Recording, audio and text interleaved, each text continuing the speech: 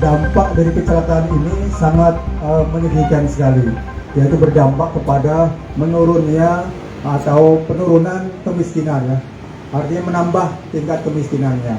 Kalau yang meninggal dunia ini kurang lebih 62,5% itu akan menjadi miskin. Kenapa? Karena yang jelas banyak yang meninggal dunia adalah penopang keluarga ya. Sebagian besar adalah penopang kehidupan keluarga, sehingga apabila ini sudah meninggal, ini hampir 62,5% hasil penelitiannya itu akan berdampak kepada kemiskinan. Kemudian yang luka-luka juga 20%-nya itu akan berdampak kepada kemiskinan.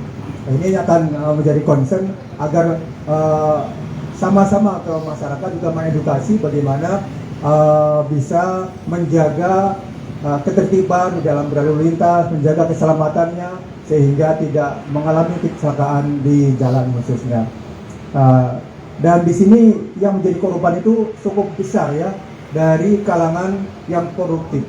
Kalau di penelitian ini 48%.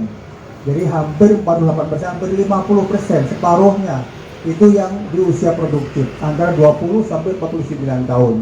Nah, ini tentu ya seperti teman-teman media ini, ya semua masih energi semua yang saya lihat ya. Ini yang selalu mondar-mandir ke sana ke sini, ini juga sama-sama harus kita lebih waspada karena ini tingkat fatalitasnya yang jadi korban justru dari kalangan yang produktif. Ya, kemudian 40%-nya adalah usia pelajar antara 11 sampai 25%. Dan ini menjadi concern Jasara Harja dan stakeholder yang lainnya untuk memberikan edukasi kepada masyarakat khususnya di kalangan-kalangan yang pelajar maupun yang usia seproduktif ini. Jangan lupa subscribe, share, komen, dan like ya.